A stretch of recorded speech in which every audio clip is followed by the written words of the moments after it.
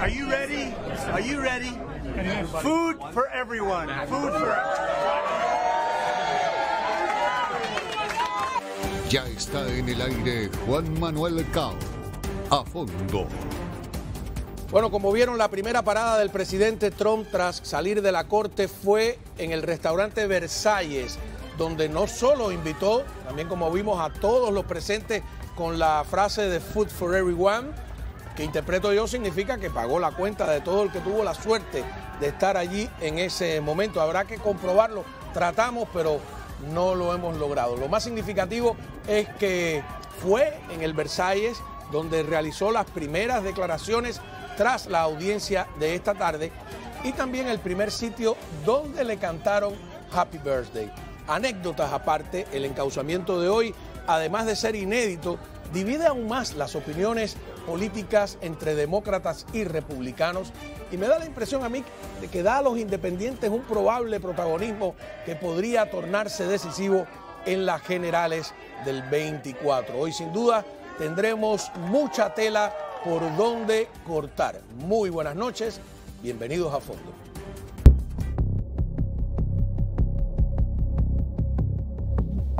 A ver, primero la parte jurídica. Tenemos al doctor Nelson Rodríguez Varela, abogado, que fue también fiscal, y para que nos ayude a saber en qué punto estamos. Pero antes, doctor, le pido permiso para ver estas primeras declaraciones que, digo, es increíble que se hayan terminado haciendo en el restaurante Versalles tras salir de la corte. Adelante. We have a country that's corrupt. We have a country that's got no borders. We have a country that's got nothing but problems. We're a nation in decline, and then they do this stuff. And you see where the people are. We love the people, and you see where they are. You see the crowds and everything else. We have a country that is in decline like never before, and we can't let it happen. I'm going to make a little speech tonight in Bedminster, and I hope you're going to be there. Can you start tomorrow? You can come too if you want, okay? Start tomorrow, sir. Thank you, everybody. Thank you. Thank you. Thank you, everybody. Bueno, muy bien. La primera pregunta es, ¿qué pasó hoy? ¿Qué pasó? Bueno, lo más importante que pasó hoy es que el presidente se declara no culpable y que se le presume inocente de los cargos. De la misma manera en la cual cualquier persona acusada aquí en los Estados Unidos se le presume inocente de los cargos hasta el momento en el cual la Fiscalía, con evidencia admisible, evidencia relevante, pruebe más allá de una duda razonable los diferentes elementos del crimen que constituyen y que pesan contra el presidente. O sea, ¿fue una instrucción de cargos? ¿Le leyeron uno a uno los cargos y se tuvo que ir declarando inocente de cada uno? No, ¿o funciona de otra manera? No, la manera típica que funciona, y claro, este caso es atípico, pero de la manera que funciona ya tú estás acusado y ya tú tienes conocimiento, ya tú has hablado con tu abogado con respecto a lo que los cargos son, y el juez simplemente le pregunta si la persona ha leído los cargos, si la persona tiene conocimiento de cuáles son los cargos, si ha hablado de eso y cómo se declara. En este caso había leído los cargos, había sido instruido de que pesaba ese documento con todos esos cargos contra él y simplemente el abogado entra una declaración de no culpabilidad en el caso, pide que la Fiscalía entregue las pruebas y le pide al juez que el caso se ponga para juicio frente al juez de distrito que le toca. En un momento, alguna cadena de televisión dijo que técnicamente hay un espacio de tiempo en el que el presidente está arrestado. ¿Eso es correcto? Bueno, se tiene que presentar para el procesamiento que le tienen que hacer las autoridades federales. Y el procesamiento indica que tienen que tomar los datos biográficos. Obviamente todo el mundo sabe cuáles son los datos biográficos básicos en este caso. Se le toman las huellas dactilares porque es parte del proceso y típicamente se tira una fotografía de la persona. Tengo entendido que en este caso no se hizo, pero ese procedimiento es un procedimiento que inicia todo el proceso antes de ser presentado frente al juez. Una vez que es presentado frente al juez, ocurre lo que te acabo de explicar. ¿Técnicamente podía habérsele indicado una prisión preventiva?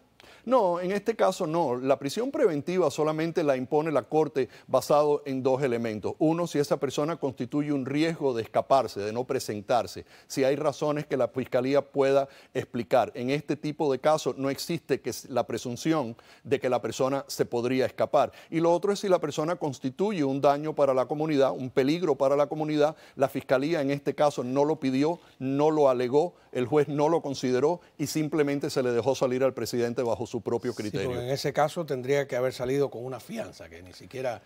No necesariamente, ¿no? Y no todo el mundo sale bajo fianza, no todo el mundo se le aunque aplica. tenga una prisión preventiva indicada. Bueno, si tiene una prisión preventiva, eso es otra cosa. Eso quiere decir que está detenido prejuicio. En ese caso, esto no ocurrió. Okay. Otras personas le dan una fianza monetaria con condiciones de reportarse. Y otras personas simplemente lo dejan salir bajo su propio reconocimiento antes de que se vayan a presentar frente al juez para procesos. No tiene dónde esconderse el presidente Trump en ningún lugar del mundo, ¿no? Yo diría que sería bastante difícil que eso se diera y yo creo que nadie espera que eso va a ocurrir. Volvemos a los asuntos técnicos de este juicio que, como usted ha dicho, es inédito. Estamos caminando por un terreno desconocido, ¿no? Un presidente encausado en una corte criminal y con documentos secretos. Yo le comentaba antes de empezar el programa que he cubierto como periodista bastantes juicios, pero nunca uno con documentos secretos y ahí me pierdo.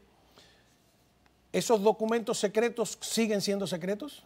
Claro, esos documentos siguen siendo secretos hasta en el momento en que no lo sean debido a algún tipo de acción que se tome y que el gobierno lo permita que se pueda diseminar. Pero si los documentos son secretos para propósito de su tenencia y para los propósitos de los records federales, también continúan siendo ausentes que sean declasificados, continúan teniendo esa clasificación para el juicio. Y eso causa ciertos problemas que se demoran tiempo en resolver, porque obviamente la Fiscalía va a tener diferentes tipos de evidencia, la evidencia que se puede entregar a la defensa de forma inmediata y evidencia que para entregársela a la defensa tienen que buscar la manera de que las personas estén calificadas para poderla recibir. También se puede restringir la forma en la cual eso se provee. Puede ser que se puedan revisar en un lugar y que no se puedan sacar de allí. Puede ser que se las entreguen a los abogados de defensa bajo una orden de protección que la Corte indica no se puede diseminar,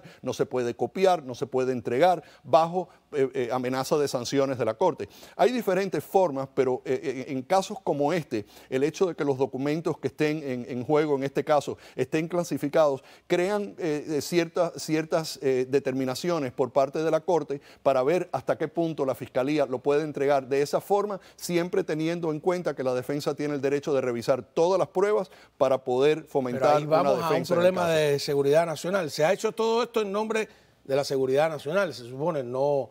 Y entonces, lo vieron los agentes del FBI que revisaron. Luego los que revisaron y determinaron si los documentos eran válidos o no. Lo vio ahora la Fiscalía. Después que lo ve la Fiscalía, se supone que tiene que entregarse a los abogados. Y, ya digo, ya hay mucha gente con documentos secretos. Mi pregunta es, ¿a los miembros del jurado se les va a enseñar los documentos también?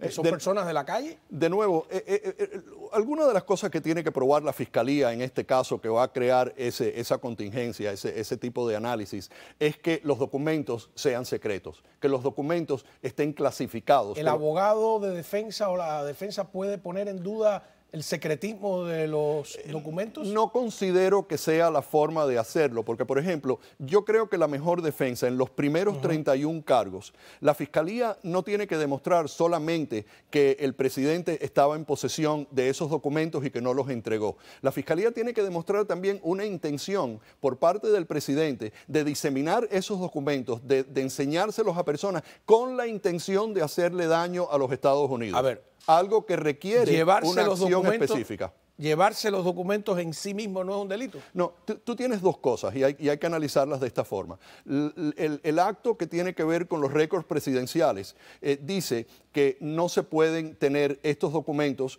fuera de la presidencia en un momento determinado y que los tiene que entregar. Si los tienes, entonces estás violando el Presidential Records Act, el cual no tiene ningún componente delictivo, criminal. Entonces, de la única manera que la tenencia de esos documentos es criminal... que nos paremos ahí. Tengo que terminar porque si no, no... No, pero para entenderlo, porque el público... Usted me está diciendo que sacar los documentos en sí mismo no es un delito.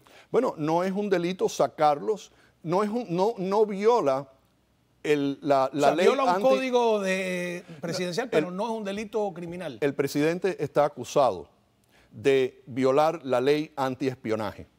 Para él violar la ley antiespionaje, tienes que hacer algo con esos documentos con la intención de hacerle daño a los Estados Unidos. La simple tenencia de los documentos no constituye un crimen federal a no ser que tú hagas algo con esos documentos que Pero viola eso la no ley. es lo que hemos leído en la prensa generalmente. Bueno, yo no sé lo que has leído en la prensa, pero el capítulo 18 que rige la ley antiespionaje requiere esa intención. Tú tienes que tener la intención cuando lo diseminas, cuando lo utilizas de cierta forma, de hacerle daño a los Estados Unidos. Es un cargo muy serio y ese elemento la Fiscalía lo tiene que probar más allá de una ¿Y duda eso es razonable. fácil de probar? Yo no creo que es fácil de probar. Yo no he visto nada en esta acusación que explique cómo es que la Fiscalía puede probar que este señor tenía la intención de hacerle daño a los Estados Unidos. Porque si solamente los tienes en tu posesión, estás violando entonces la ley que prescribe que tú tengas esos documentos en tu posesión. El problema que tiene el presidente Trump no creo que sea tan serio en términos de la Fiscalía probar esas cosas, yo creo que le va a ser bien difícil. La obstrucción de justicia para mí es un poco más complicado y es un cargo donde la Fiscalía aparentemente tiene evidencia testimonial, tiene evidencias de video, tiene evidencias grabadas. ¿Hasta qué punto esa evidencia es admisible? Eso forma parte también de lo que la defensa va a tener que hacer antes del juicio para determinar si pueden excluir pruebas que hayan sido obtenidas de una manera ilícita, ya haya sido por violaciones constitucionales, por violaciones de privilegio con respecto a su abogado o otras razones por las cuales esos documentos no debieran de ser presentados en el transcurso de un juicio. Ok, vamos a ir a una pausa, entonces cuando regresemos, me quedó claro esta primera parte, me disculpan las interrupciones, pero para poder avanzar, ¿no? Ahora vamos a ver lo de la obstrucción de la justicia, vamos a compararlo con lo de Biden, con lo de Pence, y bueno, mañana es el cumpleaños, imagínense qué regalo de Trump, y fue precisamente en el Versalles donde le cantaron el primer, que sepamos, Happy Birthday. Ya verán qué pasó allí, hay muchas caras conocidas ahí alrededor de Trump. Sí.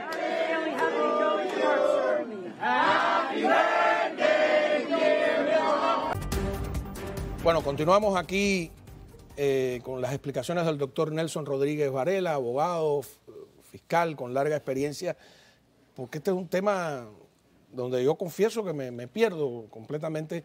Y ahora hablábamos de esta primera, digamos, dividir en dos los cargos. Uno que es poseer y sacar de su medio natural los secretos.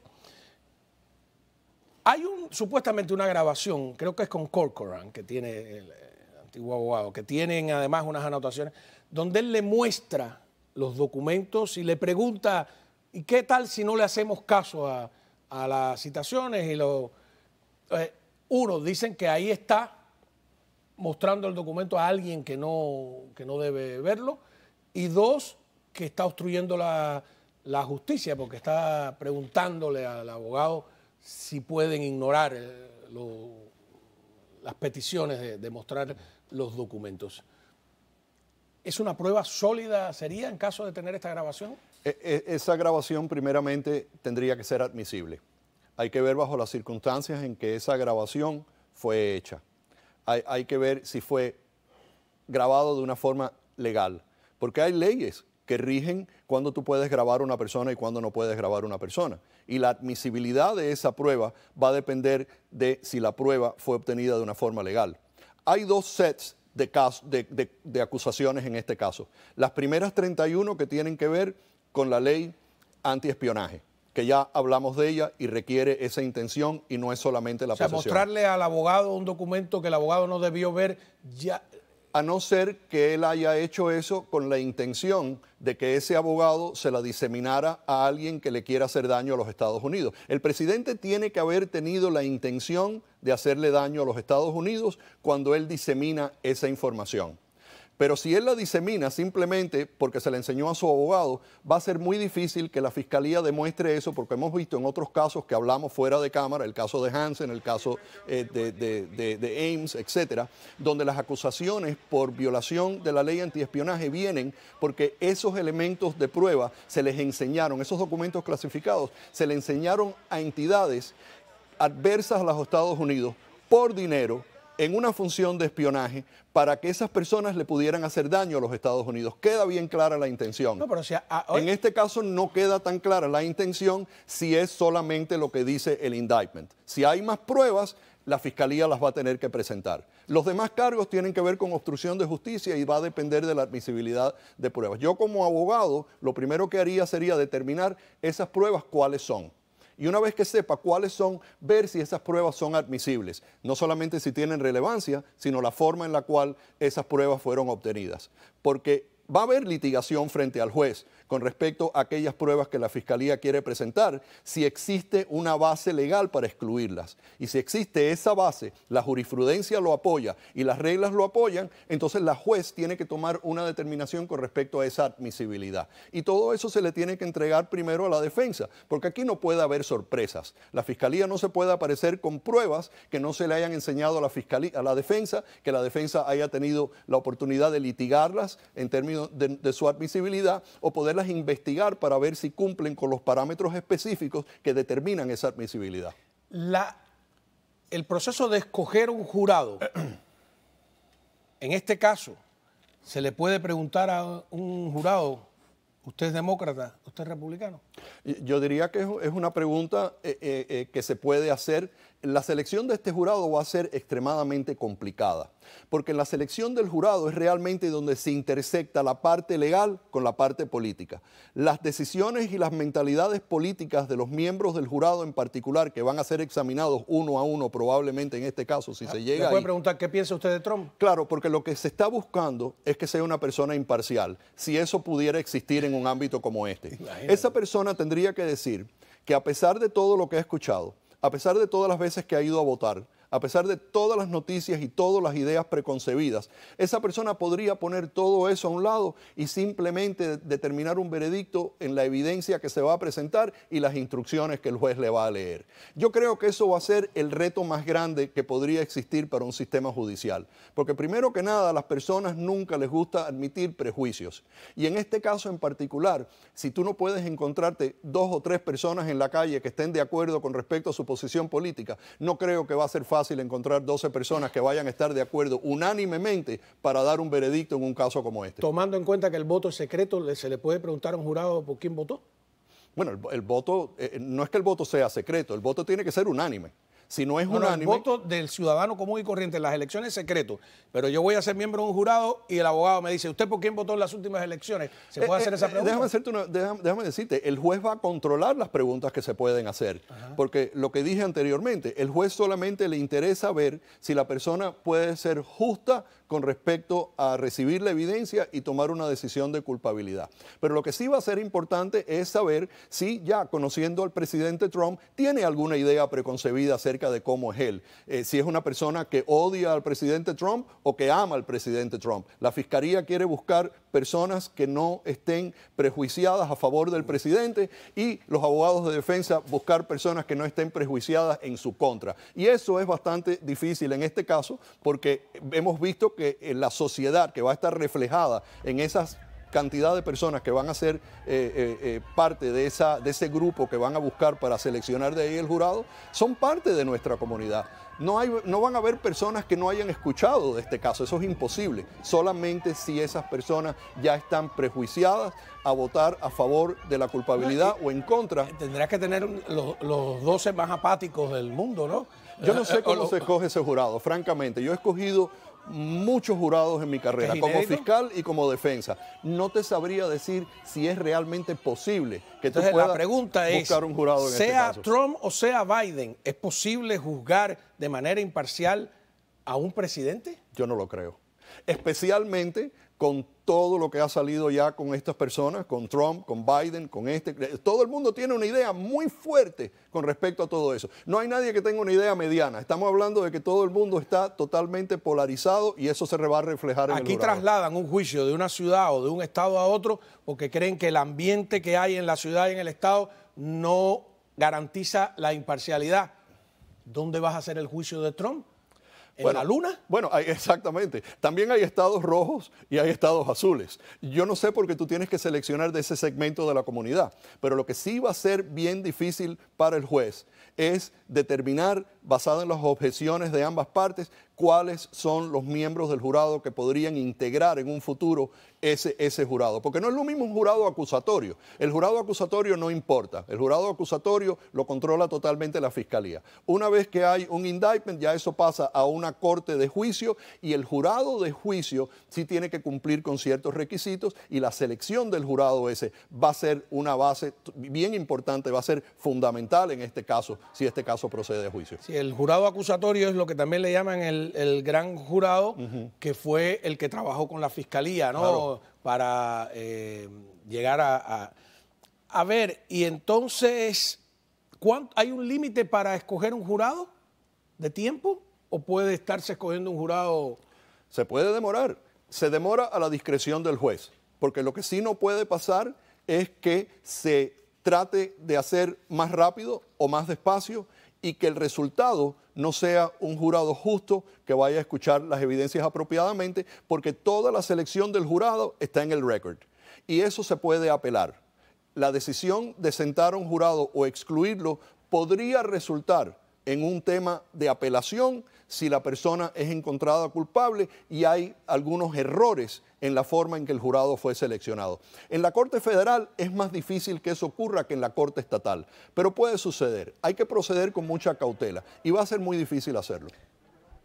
¿Se puede convertir el juicio en una obstrucción del proceso electoral? Por ejemplo, le toca a Trump ir a un debate y ese día tiene que ir al juicio. Bueno, el juez ya podría manifestar una serie de parámetros para que eso ocurra. Yo creo, y típicamente los jueces muchas veces permiten cierto grado de flexibilidad, particularmente cuando el caso se va a demorar mucho tiempo. Pero eso va a ser en la discreción del juez. Y yo dudo mucho que el juez vaya a interferir de una forma deliberada en que el presidente Trump no se pueda presentar para un debate. No deliberado, coincidió el día. Eso ahora va a haber una audiencia preliminar donde los abogados se van a reunir, le dicen un status conference, para que se le pueda informar a la Corte cuál es el volumen de la evidencia, cuánto tiempo piensan ambas partes que este caso se podría demorar, cuáles son las reglas para presentar las mociones, cuánto tiempo se va a demorar, se le va a dar a ambas partes para presentar mociones, aunque todo eso va a tener mucho que ver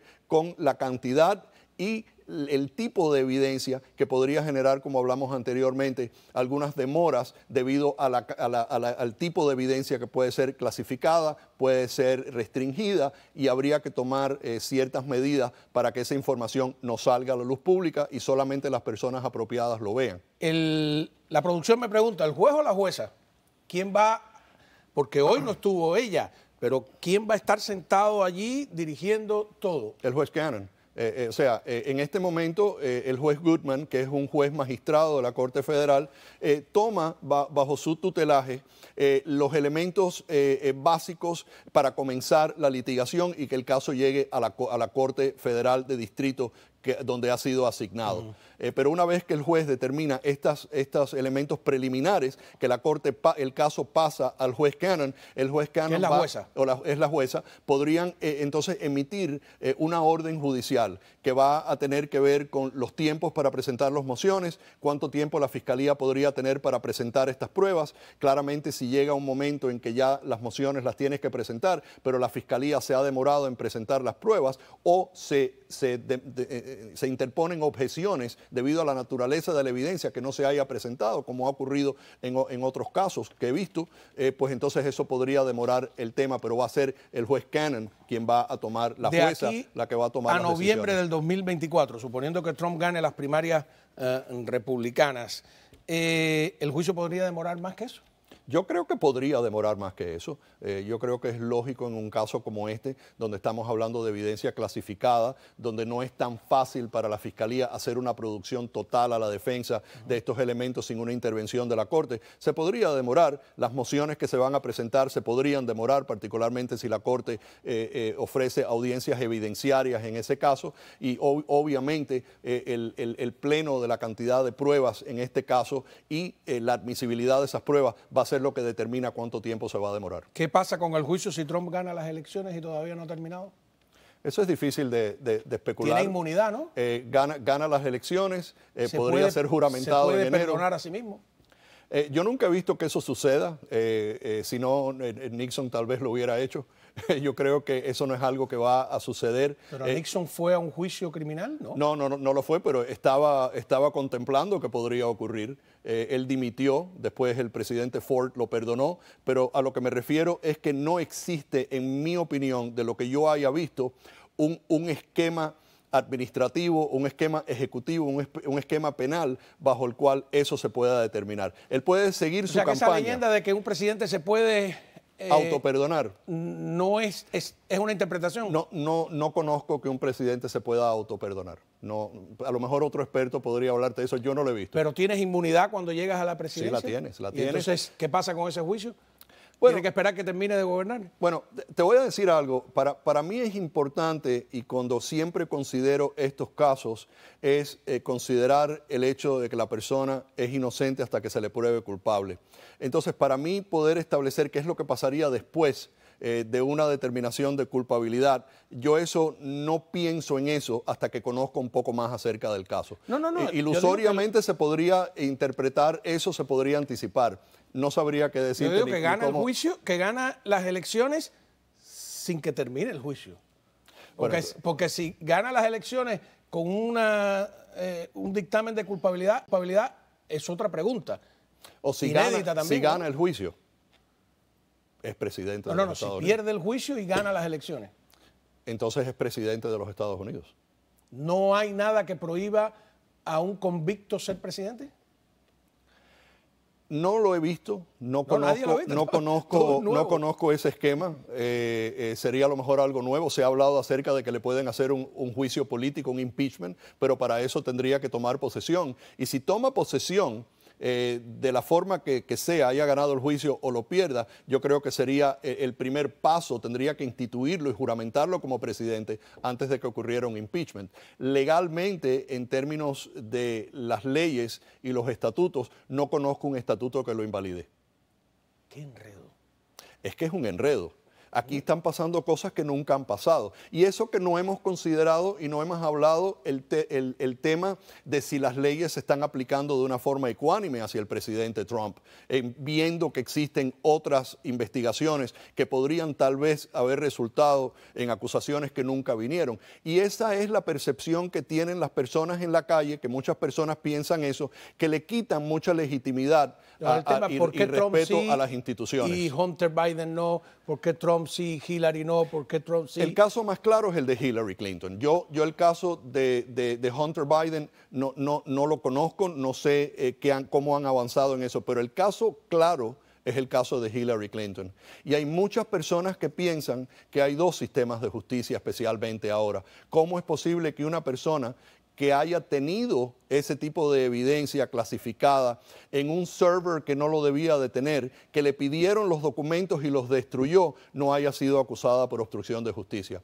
Yo no me conozco todos los elementos, pero la apariencia de ese tipo de conflicto es lo que le quita hasta cierto punto el respeto de las personas hacia las instituciones. Y eso es más peligroso que el juicio de Trump, el juicio de Hillary, el juicio de cualquiera, porque son las instituciones de los Estados Unidos los que realmente le dan una fortaleza a las leyes que permite que la Constitución sea respetada, que permite la democracia. Y ese es el gran peligro de este caso, cuando las personas le pierden el respeto y le pierden la credibilidad a nuestras instituciones. Bueno, pues muchísimas gracias, de verdad, doctor, por haber estado con nosotros.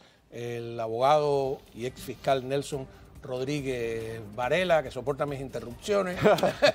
Nada, Somos amigos hace muchos años. en los juicios así, ¿no? Depende. Siempre me tratan de interrumpir en los juicios. Muchísimas gracias, de Gracias verdad, por a ti. haber Gracias. estado. No, como dijo Lilo Vilaplana, el director de cine, que vino aquí al estudio, me dijo, ahí es donde no dejas hablar a los invitados. Es un placer siempre, No, Juan un Manuel, gusto, estar un gusto, de contigo. verdad. A quien voy a dejar de hablar cuando regresemos es a las dos partes, demócratas y republicanos, que va a estar muy caliente sin duda este debate que viene a continuación. Y además tengo muchos videos de lo que pasó hoy, no solo en el Versalles, sino también en la Corte. Es, en cierto modo, con todo el respeto, un circo, ¿no? Ya volvemos.